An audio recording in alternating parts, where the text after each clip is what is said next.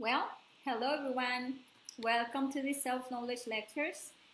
As every Wednesdays and Fridays, we have our Phase A lectures. Sorry, I was checking the audio. And today we have lecture number 32 of the Phase A, which is the radical change. This lecture that we have today is very important. It's going to allow us to know how we can achieve the so long change in our lives. We are going to see that if we really want to change our life, if we really want to change even the world, the key is to change oneself. Everybody thinks about changing the world, but almost no one really thinks in changing himself. And actually, that is the key. When I change, everything changes. So today's lecture is, well, actually very important. And, it will, help us to get the tools to achieve a gradual, yes, because it's a change that is going to be it's not from one day to the other, but you are going to be gradually experiencing those changes that are going to be permanent, because this will be a root change, Many times we want to change internally, but we want to do so by making external changes. However, we see that by following that way, we don't really achieve it. And that we really don't know how to change. Today, we're going to see how we are going to achieve this change and what tool is going to help us to achieve it. So, this is today's lecture objective. And, well, just a second, let me share these over here. And we're going to start. Okay, sorry.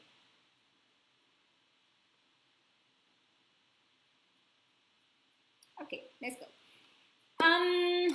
Well, let's start today's lecture by analyzing a little this phrase, this quote that we find, and with this lecture begins.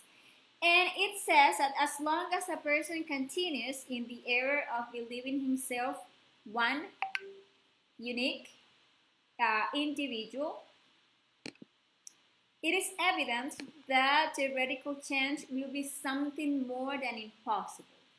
And, well, why is it like this?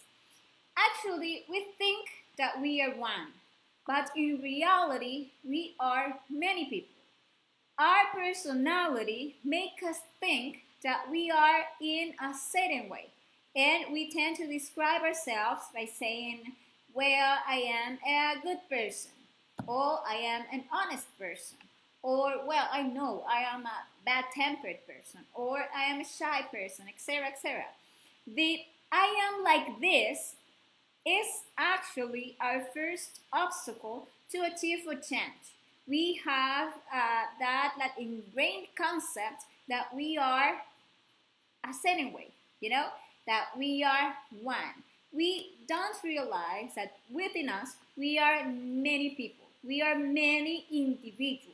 In our interior, we carry many ways of being, many selves or many egos. And each one of them has its particular way of thinking, feeling, and acting.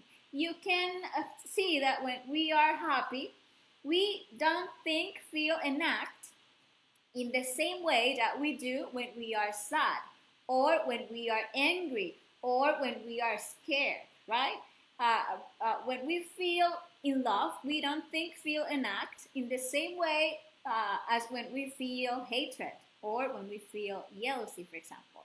We don't think, feel, and act the same when we want to impress others as how we do when we are with our close friends or with our family, right?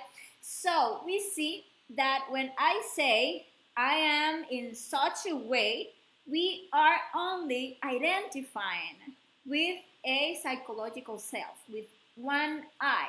with one of our many psychological defects. Probably we are identifying ourselves with the one that we are most proud of. For example, when I say, yes, I'm a good person, or I am very responsible, I'm just identifying with one of my multiple ways of being, with the one that I'm most proud of, right? Or at some point, I can be identified with the one that is expressed like more frequently in my psychology. For example, I'm constantly sad, and at some point I get to say, yes, I am a depressed person. That is not something to be proud of, but I am most of the time being managed by this psychological defect. Is a one that is expressed like more frequently in me. I am already identified with that defect, and I consider that is what I am. Okay, or we can be identified with the one that we are most attached to, with that one that we don't really want to eliminate. So what we must start by understanding is that one is not lazy, one is not sulky, one is not a good people or responsible or shy, etc. But that one has a sulky defect, also a lazy defect, also a good people defect, because we also have good defects, but they are actually ignorance also. We have a responsible defect, we have a shy defect, etc. inside of us. Inside us, we carry all kinds of defects, good defects and bad defects. For example, inside of us, we can have the alcoholic self, and that is the active pole of this psychological defect. But it turns out that for some reason, because of personality or because of convenience, we don't drink alcohol. And we could believe that we don't have that defect, when the reality is that we are in the other pole. We have the abstemious self, which is the passive pole of the same defect. But this, like all of them, has no wisdom, no understanding, so it is not a virtue. The abstemious usually criticizes and judges and even feel rejection, repulsion towards the alcoholic, or even sorry for them. And this is because since the repressed self has not been observed or worked on our interior, there is no understanding, so there is no virtue. It is only the passive pole of the defect that we think it's a virtue. We think we don't have the defects. And by that way, we also have a lot of psychological defects that we cannot even imagine. And well, we have in our interior multitudes of eyes that move in that duality called good and evil, and all of them have trapped a portion of our consciousness, which is, our consciousness is like beyond good and evil, because it's true wisdom. We need to grab the wisdom out of good and evil. And well, only when we get to eliminate all those ways of being from within, all of our lustful, all of our angry, all of our lazy, all of our quarrelsome, all of our gossipy, lazy, greedy, envious, proud selves, both at one pole and the other, and we rescue our trapped consciousness, then we will be only consciousness. When we get to eliminate all of our ego, all of that legion that is our ego, then we are going to be only consciousness, because we have had rescued at that point all of the essence, and we have merged it with the 3%. And when we are 100% conscious, then we will be one. We will be an individual. And well, the initial point of radical change remains hidden as long as the person continues believing himself to be one. We are made up of a 3% conscious and a 97% subconscious. And this work really begins when one faces oneself and questions, who am I? And this question generates within ourselves that longing, for self-discovery. And if we pay attention to what we feel, to what we think, and to what we do during the day, we are going to realize that in a little while we change ways of being many times. Our body is just like a vehicle where the different defects enter and drive the machine. Our body, you are going to realize this, is just like a puppet of our psychological defects. So the defects like fight to take over the machine, creating chaos inside us. And each eye watches over its own interest.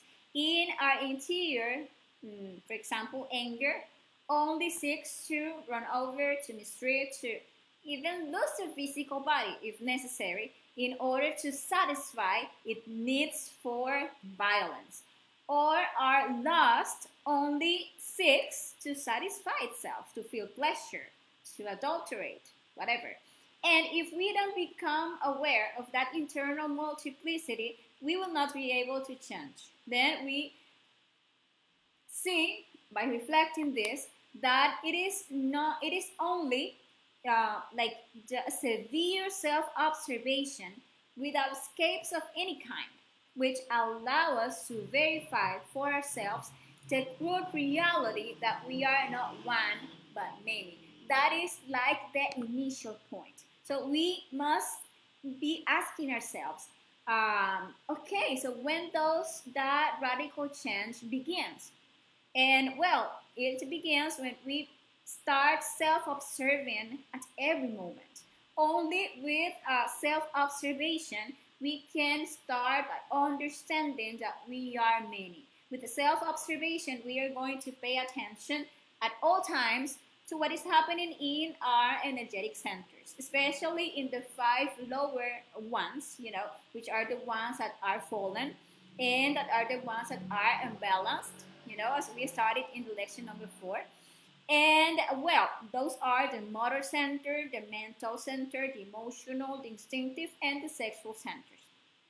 And this is very important because if we don't observe our defects, we cannot eliminate them. If we are self-observing ourselves in any situation, for example, when looking at things at social media, something like is like very common. And for example, it appears there something of morbid sexual nature, for example. Can it be something even unpleasant? For example, news about pedophilia or rape. But if at that moment we are self-observing, we can get to discover what starts moving in ourselves. We can even observe how our sexual center enter into activity. Some sexual selves start moving on and we start feeling certain kind of excitement. And then immediately our personality goes and transforms that into rejection. But we are already self-observation. We had there the opportunity to observe what I have inside of me and discover those psychological defects that are reacting before that situation. And there I have the precious opportunity to eliminate those psychological defects. In other circumstances, we could come to discover that before, I don't know, the need, watching, I see someone that is smoking and I start feeling like certain anxiety. Then in my instinctive center, then I can discover how that psychological defect, the smoker, start entering into activity, making me feel a desire, making me feel certain anxiety. And if I if I give in to that temptation, I fall into finding a cigarette and start smoking and never go out from that vice. But if I am in self-observation and I discover that reaction, I discover how my instinctive center enters into activity, I discover how my intellectual centers start projecting scenes, make me even see myself as smoking the cigarette. I remember how good that felt, etc.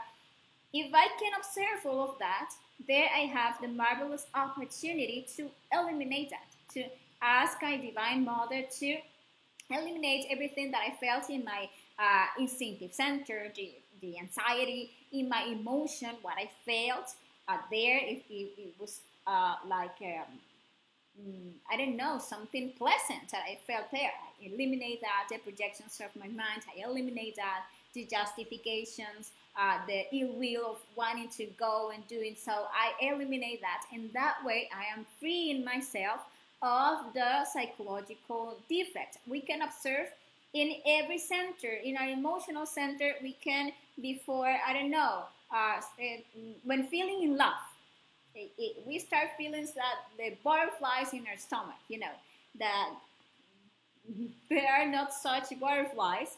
There are more like the sentimental and lustful defects that are there constantly spending our emotional energy. If we can observe that, we can eliminate that, okay?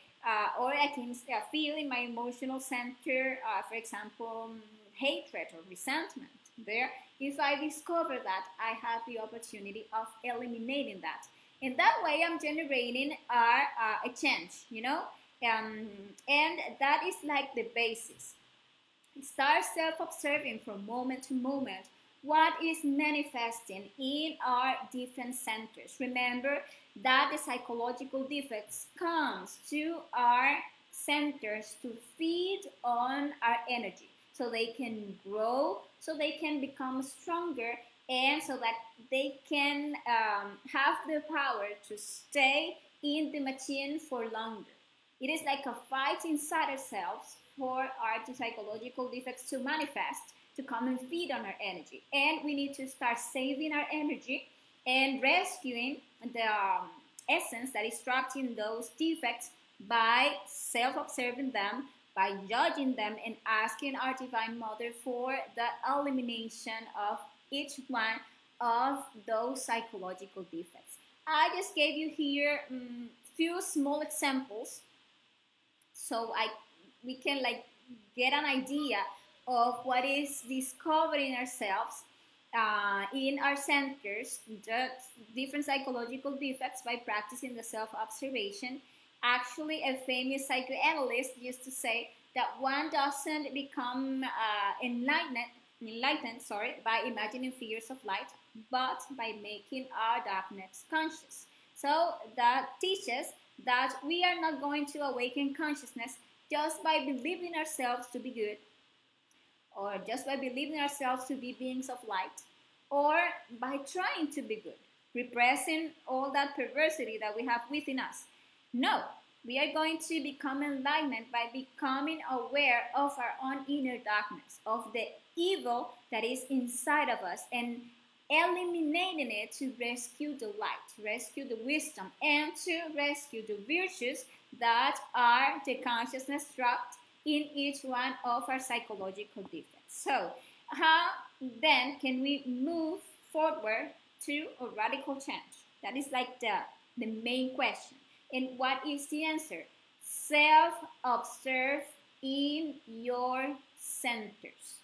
When you are faced with any situation, when you have, for example, to stand a long line in the bank, if you are there in that simple situation, self-observing your centers, you are going to discover many psychological defects that are manifesting there. In your emotion, you can immediately feel a displeasure, disliking emotion of having to wait. There, you can eliminate that detail of your impatience, right? In your mind, you can observe how immediately you start complaining, you start criticizing the one that is there attending on the line. There you can go and eliminate all of that. The one that judges, the one that criticizes, impatience in the mind, or also your pride, your self-importance, your self-sympathy, your tyranny, etc. There you can get it. You like open that you are thinking like a fan. You open it and you see all the details there. the greatest the amount of details that you get to eliminate, the greatest the amount of consciousness that you are resting, right? You observe your instinctive center, and you are going to observe how starts the anxiety, the impatience there. You also eliminate that.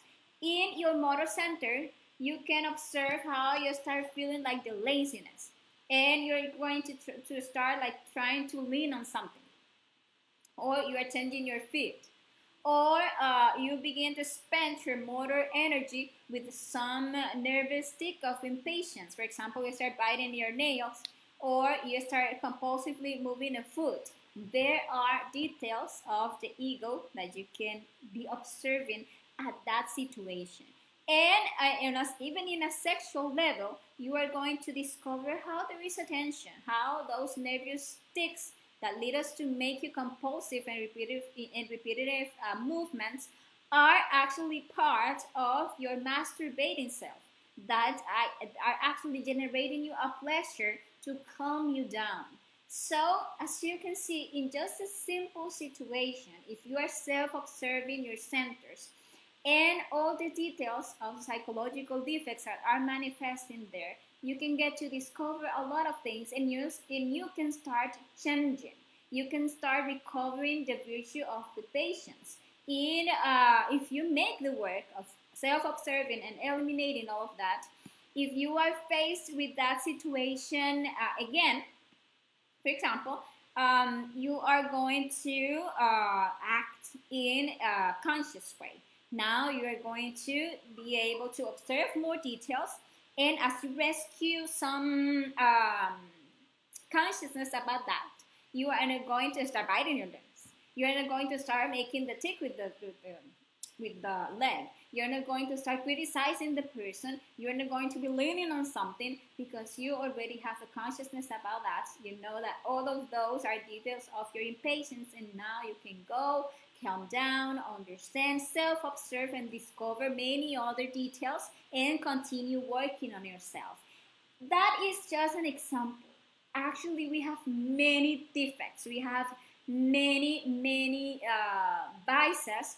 And the key to make a real change in anything that we want to change inside of us is self-observing, is discovering the details of the defects in their manifestation in our centers and eliminating them. That way, we're going to start experiencing the results, achieving a real and radical change. You know that it's not the same to try to break a thick rope by pulling it a single piece, then opening it, right, and breaking it thread by thread. So to eliminate any psychological defect in us, we must do the exercise from moment to moment of self-observing, opening, looking on the centers, looking at many small details as possible and eliminating them. That way, we are going to start like seeing real advancements in the work, in the interior work, in change, in start changing oneself. Okay, and another thing that is important to study here is that this work is not something external but internal. To achieve change is something like very internal. Many times we tend to look for external changes, believing that they will generate changes within us. So we believe that by changing a partner, or by changing jobs, or by changing, countries even, or religion, we will change internally. But what we are, we actually carry it inside. Whenever we move, whoever we are now with, whatever other religion we believe in now, we will carry that which creates our reality, and we will end up attracting the same circumstances, the same kind of people, and making the same mistakes, reacting the same way, thinking the same way, because the real cause of our misery is inside of us. We usually seek inner change by getting some kind of information, by reading books or by following certain masters or in religion, or even coming to these lectures, and you can get to think that because you are receiving these lectures you are already changing. But the thing is like to get to realize that none of this is going to change us. No one can save us from ourselves. Nobody can do this work for us. No one can eliminate our defects but us. Only when we decide to apply, to put these teachings into practical life, then we manage to verify real and radical changes within ourselves that will lead to a transformation of our whole life. That is a reality. And well, another thing that we must take into account is that just by accepting the idea that we are many, because this like seems logical to us, yes, it's true. One has many different ways of being, but we don't get to understand the need to self-observe, to study each one of those psychological defects. That is not going to help us at all. I mean, this concept that we are sharing here is not going to help us at all. We will only be deluding ourselves, because the mere fact of recognizing that we are many doesn't make us more aware. It doesn't make us like, it doesn't create a change in us. Only when we begin to self-observe at every moment with the true intention of changing, and we start eliminating in the practical life each expression of the defects that we are discovering in each of our centers, there we can really begin to create a radical change in ourselves. And as we discover all of our inner darkness, all of our inner degeneration, then we will understand that we are, that there is like a lot of work still undone, okay? And another thing is that if we discover a defect in ourselves, we must be radical. We must decide not to feed it anymore, not to give it our body anymore so that it can continue expressing itself. No.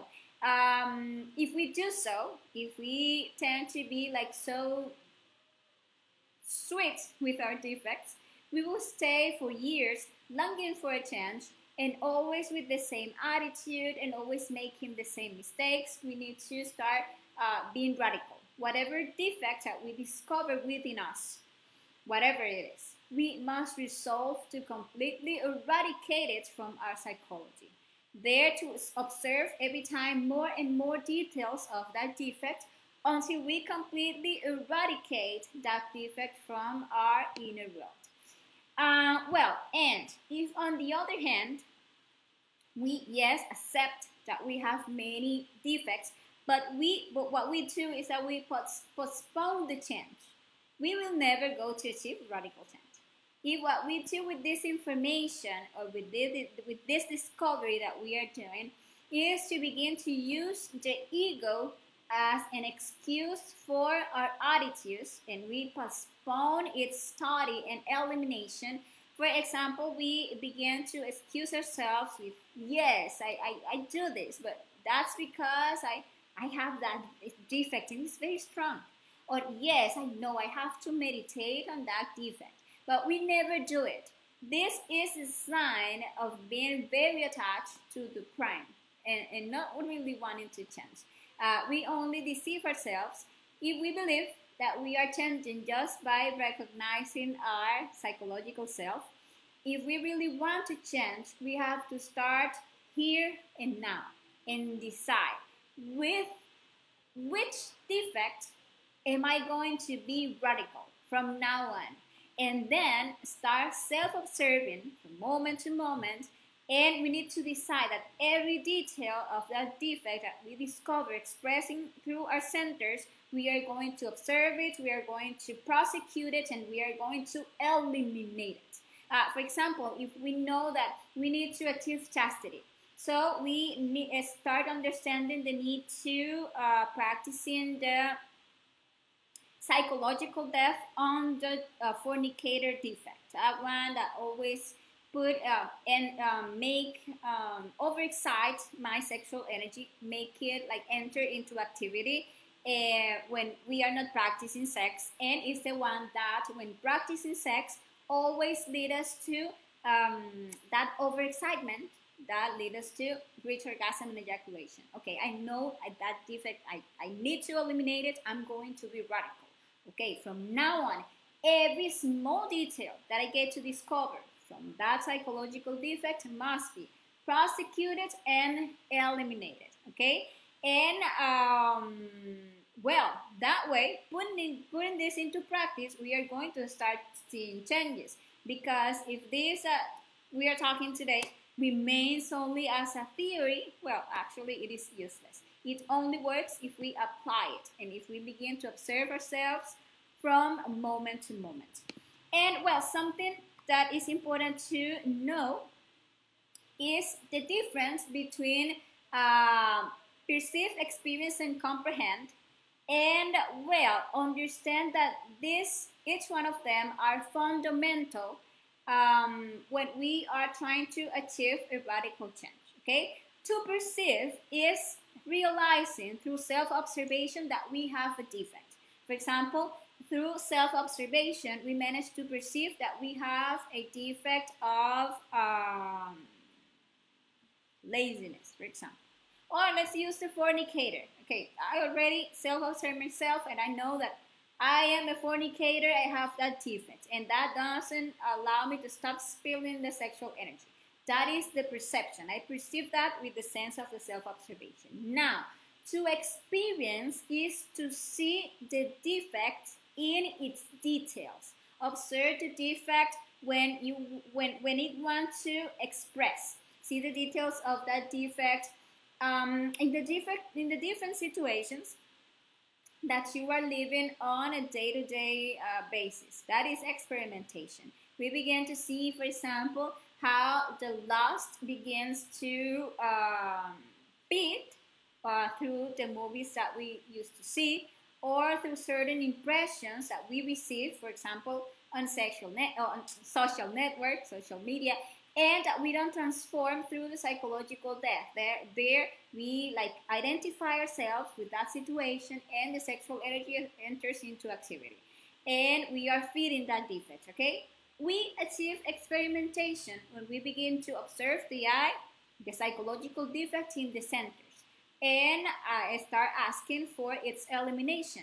Every day we are going to find more details, and if we continue to eliminate them, we will be able to rescue all the consciousness that is trapped by that defect until this is completely eradicated. Okay, and well, what is comprehend or getting to understand? It is when we already eliminated the whole defect, at least the detail that we are getting to observe. When we go against that defect and we start eliminating it, and we start achieving the understanding about that defect. And when do you realize that you already comprehend the defect? Well, when it no longer affects you, when you no longer react, it no longer bothers you at all. You no longer suffers from it. You are no longer a slave to that defect. That way you know that you already eliminated the defect and that you have now the comprehension about it. And well, more importantly, I know, I already comprehend when I get to see others under the influence of that defect and I don't criticize them. And this is something like important to understand, that as long as you continue feeling rejection for a defect or criticizing it in others, you don't have a real comprehension. You just have the defect repressed. So actually you get to know that you comprehend when it is not manifesting in you anymore, but you no longer like feel, you no longer react in any way. before that situation, okay? So the death of our defects is, well, something to experience, is not something to know with the mind, no, not something to intellectualize, but it is something to understand with our heart. There is a comprehension. Knowledge is knowing things is just based on theories or concepts. For example, we know the method for the psychological death because we have explained that many times in these lectures. You already know the method for the spiritual birth, for the meditation, for the astral projection, and you can even go further and investigate it and go and read books about it and start talking about the topics. And actually, that is useless if that is just only in your mind.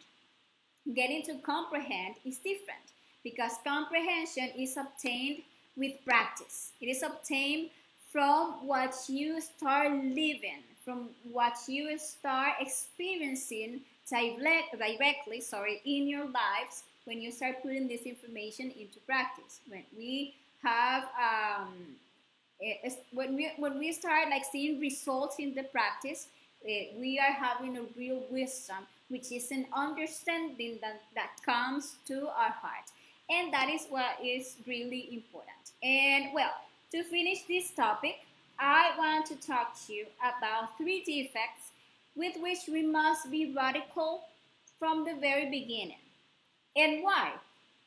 Because these defects prevent progresses with the other defects because they revive defects. These 3 psychological defects put our sexual energy in involution, and well, that way they lead us to feed and create more and more defects thanks to the creative capacity of our sexual energy.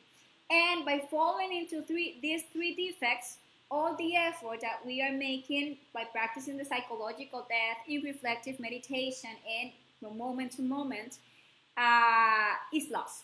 And these defects are the fornication, the drugs, and the alcohol.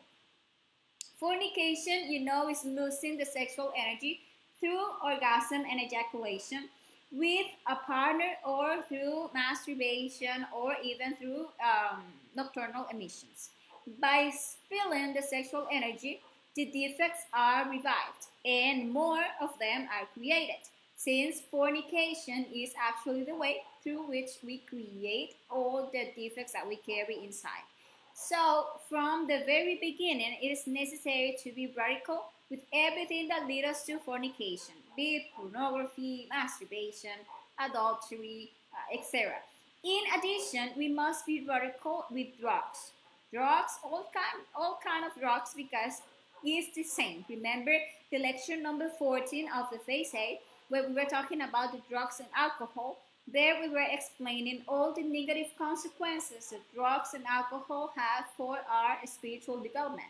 And all kinds of drugs, cocaine, heroin, crack, marijuana, also mystical drugs as not only marijuana but jahe, or ayahuasca, or peyote, or mushrooms, etc. And well, drugs and alcohol do that. They broaden our sexual energy and then they revive death defects, okay? And well, if we really want to do this work of awakening our consciousness, that is like what we can like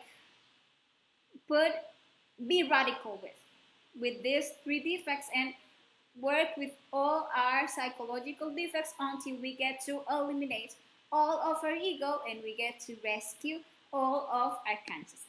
And well, I will leave you with this phrase to meditate, which is radical transformation is a definitive possibility that is usually lost when we don't work on ourselves. So it is all about self-observe, discover your defects, see them in its details, how they are expressed, how they are harmonious, how they are harming others, what virtue or consciousness is trapped within that defect, and start eliminating every detail.